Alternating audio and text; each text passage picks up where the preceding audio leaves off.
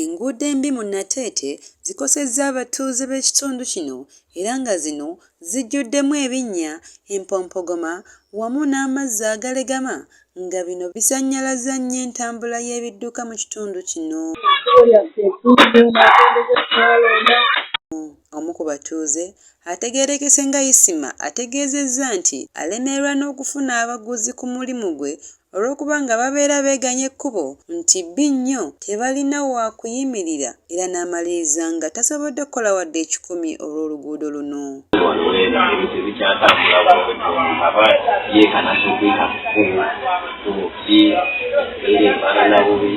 Kale kyekyo ekisaba ekikwatako batuyambe nga bakyamaani bakansala. Era omutuuze omulala ayongedde n'akkaatiriza ku nsonga eno ku ngeri butya ekkubo lino gye limukosezzaamu nga ye omukozi era omutuuze w'ekitundu kino.